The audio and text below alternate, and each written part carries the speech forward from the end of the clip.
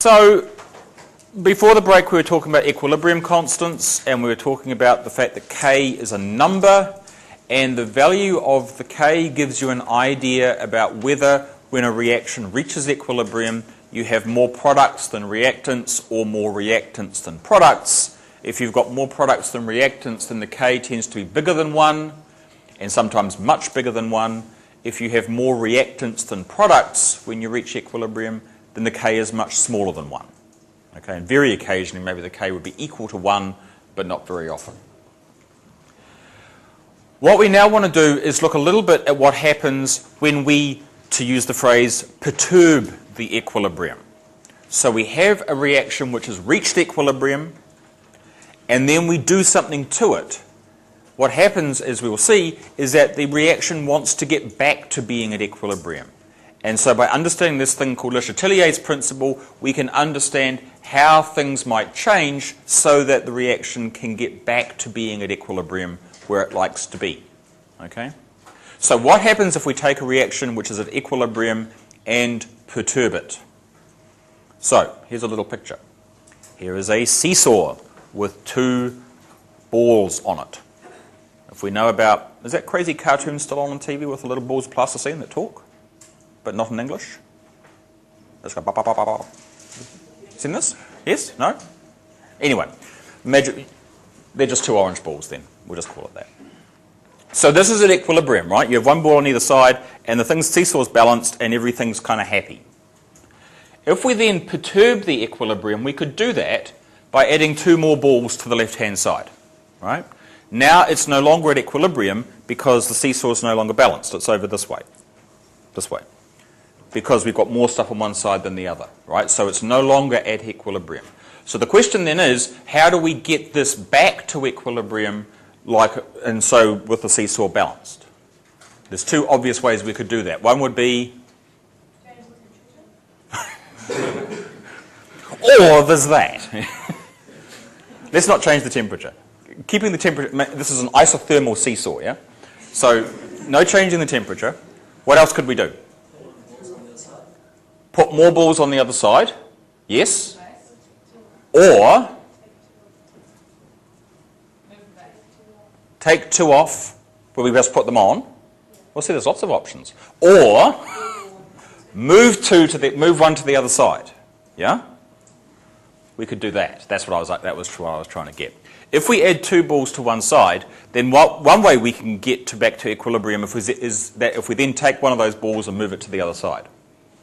Now we have 2 balls on each side, but we're back at equilibrium, you see? And if you were to do a little K thing, and say this was 1 mole per litre and this was 1 mole per litre, then 1 over 1 would give you a K of 1. Here it would be 2 over 2, but the equilibrium constant would still be 1, right? The numbers are different, but the ratio is the same. And so we're back to being at equilibrium by taking some of the balls that we added to the left-hand side and moving them to the right. Okay? So that's the sort of thing that we're going to be talking about that we can do with reactions.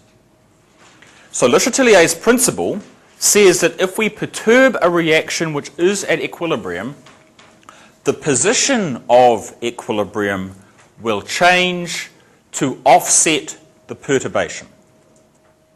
So it says that if we perturb a reaction which is at equilibrium, the position of the equilibrium will change to offset the perturbation. And so if we go back and think about our little equilibrium reaction we were talking about earlier, the NO2 and the N2O4, if we imagine that we've got a flask which now has this reaction at equilibrium in it, and so we've got some NO2 and we've got some N2O4, and there's slightly more N2O4 than there is NO2, because remember the K for that was 4.14, so slightly bigger than 1. If we then somehow squirt some more NO2 into that flask, what Le Chatelier's principle says is that the position of equilibrium will move to try and offset that perturbation. So in other words, if we perturb it by adding NO2, the position of equilibrium changes to try and use up some of the NO2 that we've added. Right? So this is just like the seesaw with adding balls, and the position moves to try and get rid of some of those balls we've added. So if we add more NO2 gas to the flask, the equilibrium position will move to the right, using up some of the added NO2 and producing more N2O4. Okay, so we're adding more stuff here, and what happens is that some of that stuff then gets turned into here to try and re-establish equilibrium, re-establish that balance between the concentrations of the two things. Does that make sense? Now sometimes you will have heard people say that the equilibrium moves to the right. Have we heard this? This is what I used to do too before I got told off by some of my senior colleagues, because this is kind of the lingo that people always use. It's important to realize that the equilibrium doesn't move, the position of the equilibrium does. Right? So this ratio, now the reaction goes a certain distance towards products and then stops. That distance that it goes, that changes, but the K doesn't change. And so it's much better to say that the position of equilibrium moves to the left, in other words, to the side of more reactants, or the position of equilibrium moves to the right, which is to say, moves to the side where there's more products, rather than saying that the equilibrium moves. Yeah? That's a little bit pedantic, but you're going to do university, you're going to see how that works. Yeah? It's probably a bit NCEA, isn't it? So the equilibrium position will move until the ratio of the concentrations of the NO2 and the N2O4 once again equals the value of K for the equilibrium. Okay, so again, like the seesaw, we have 3 balls on one side, 1 on the other, we move 1 ball across, so then you have 2 balls each side, so the ratio of the number of balls is the same as when we started. So the K doesn't change. The numerical value of K does not change when you just add some more stuff in. What does change is the position of the equilibrium, because it needs to move so that those concentrations re-establish themselves so that that ratio is back the way it was when you started. Does this make sense? Okay, so let's then imagine that somehow we've got our equilibrium reaction in our flask, and it's in equilibrium and everything's balanced and happy, and then somehow we can just take out some NO2. We can remove it from the flask. What's going to happen then? What will? The equilibrium position. Very good. The equilibrium position will move to the left. Right? Removing some NO2 will lead to the equilibrium position moving to the left to try and replace the lost NO2. We've taken some away. We can make some more by having some more of the N2O4 molecules fall apart and turning into NO2. So some of the N2O4 will turn back into NO2, and that will happen until we get to a situation where the ratio of the concentrations of NO2 and N2O4 equal the K. And then we get to the curly one. And you do this at school, and you do it by waving your arms, and we do it here, and we do math with it, but we're still waving our arms, only it looks mathsy, so it seems more legitimate. But either way, it's still kind of ignoring a fundamental thing you need to know. So, what will happen if we increase the pressure in the flask? Let's imagine that instead of having our NO2 and our NO4 in equilibrium in some big round glass vessel, instead,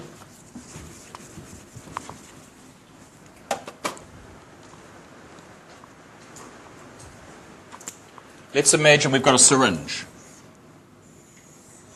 All right? And that syringe is stuck into a cork or something, so it's blocked. And then in the top,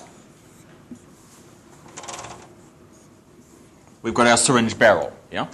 And let's imagine that in here, we have NO2 in equilibrium with N2O4. Like that, right? The way we can change the pressure is by squeezing the barrel in. Yeah? And so increasing the pressure is another way of saying decreasing the volume that the equilibrium reaction is in. Yeah? There's other ways that you can increase the pressure, but for everything that you're going to see until whenever, certainly past first year, you can think about it this way and this will be fine, right? So I always like to think about syringes when we're talking about changing in pressure, because an increase in pressure is the same as a decrease in volume. What happens to the position of the equilibrium if we have it in there and then we squeeze the barrel of our syringe down and make the volume smaller?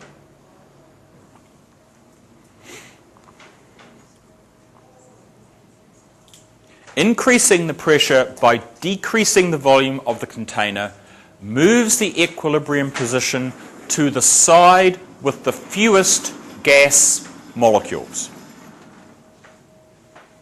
Right? So that's the general rule. If you decrease the volume, you're going to move the position of equilibrium to the side which has the fewest gas molecules. And obviously this is going to apply to equilibrium that involves gases. If you've only got things dissolved in solution, then changing the pressure is going to have no change because you can't squash a liquid. Yeah? If you've got a 1 litre of water, then you can't squash it and make it half a litre of water. Liquids don't work that way. So this is going to be for gases. Yeah?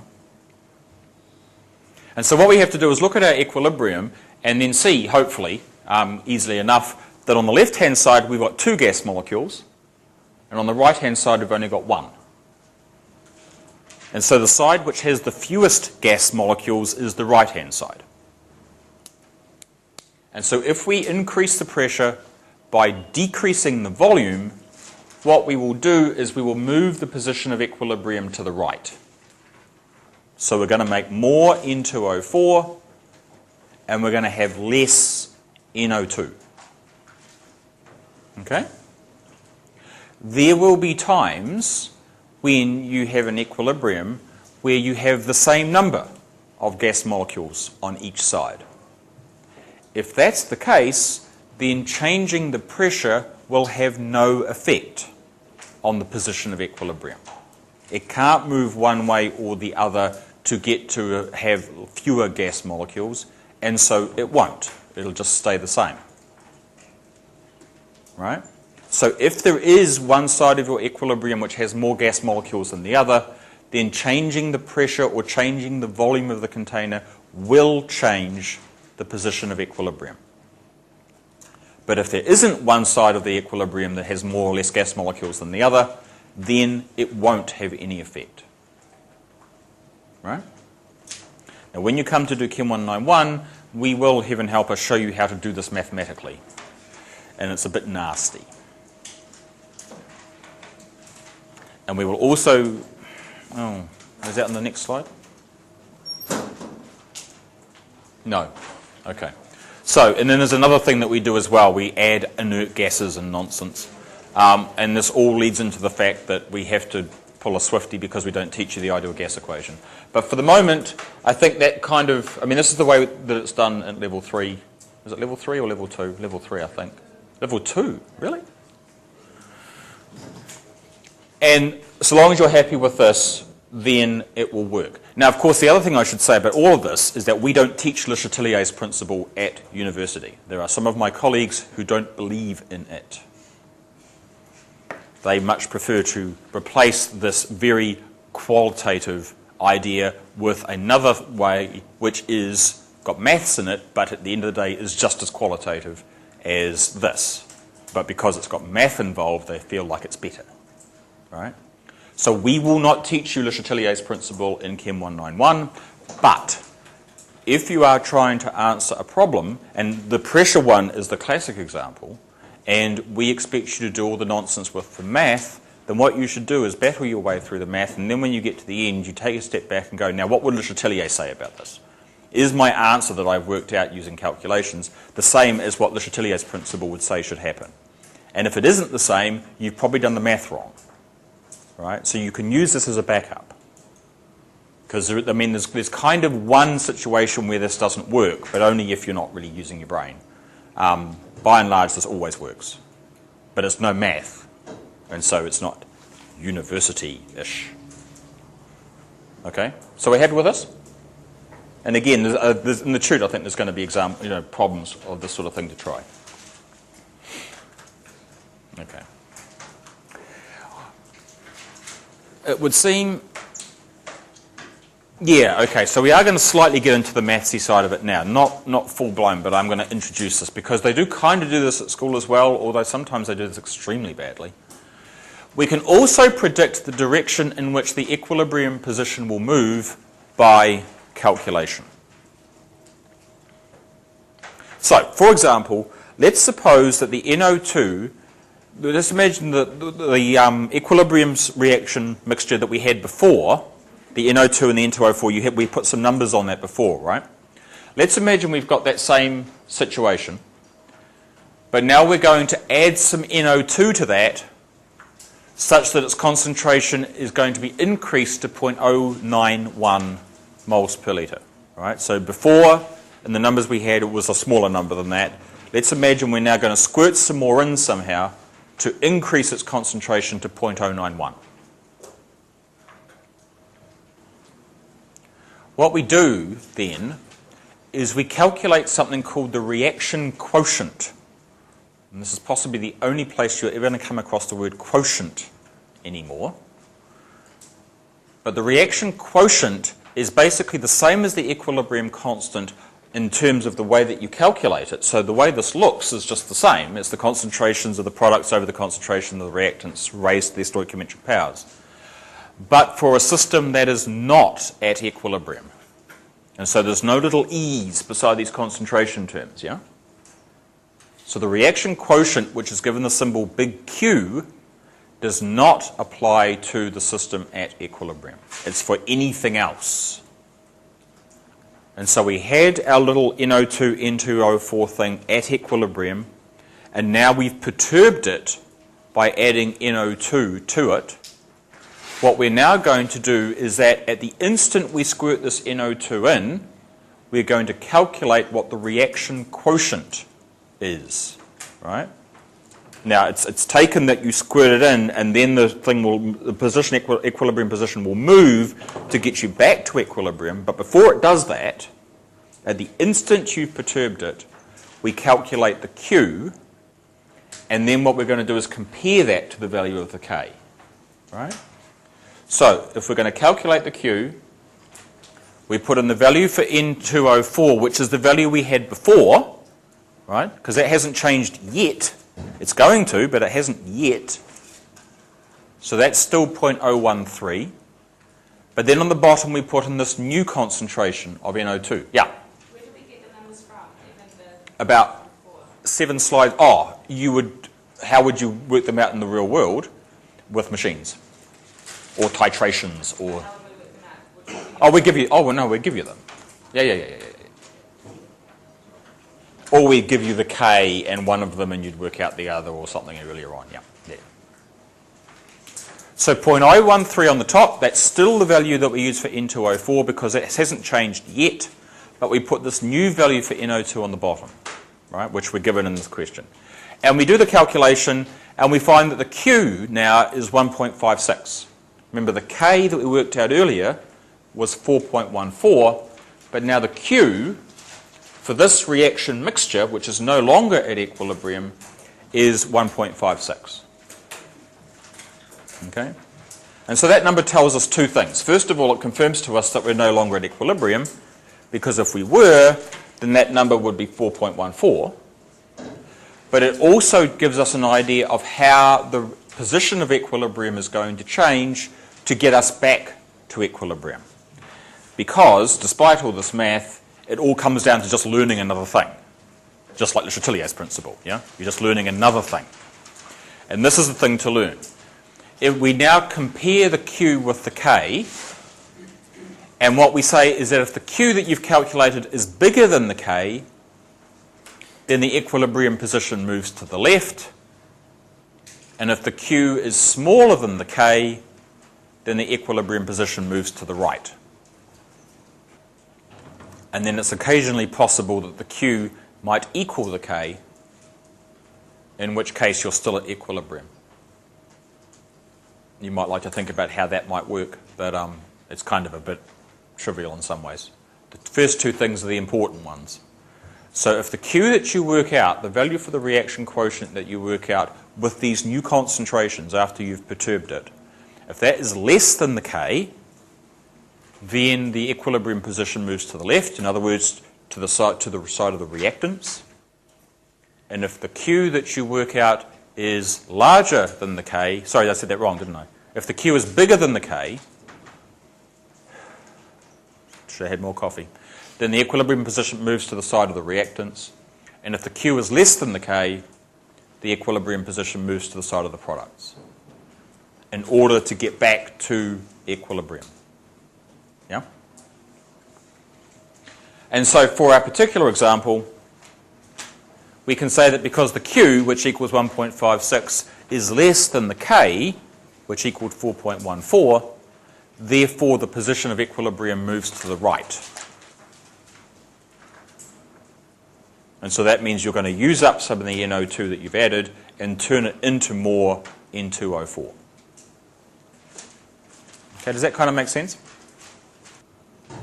Because it's kind of just doing the same thing as Le Chatelier, only with more math. But that is the way that you're going to be taught it in Chem 191. Not Le Chatelier, you're going to use Q's and K's to do it. And like I say, you can use the same sort of ideas for doing the pressure change as well, and it gets a bit nasty, but it's what we do. The only thing you do have going for you is that normally these days, this stuff is all in the first module of lectures. So Chem 191 has 5 modules. And the first module is got this in it, right? It's got all the thermochemistry, the acid-base chemistry, the equilibrium chemistry. It's all in the first module. And the first module is mostly examined in the mid-semester exam, which is all multi-choice, right? So we don't need to worry about how you get your answer so long as you get the right answer. And so if it's a question like this, you can use Le Chatelier's principle rather than the Q's and the K's, and so long as you get the right answer of the 4 options that you're given, it doesn't worry us how you got them. So even though we're going to do this QK thing to death, and there will be a little bit of it in the final exam where you will have to do it using Q's and K's, the majority of us asking you about this will be in the multi-choice exam, and for there the working doesn't matter. Yeah? So don't completely throw out Le Chatelier's principle even if you can't spell it. It is still useful. Okay?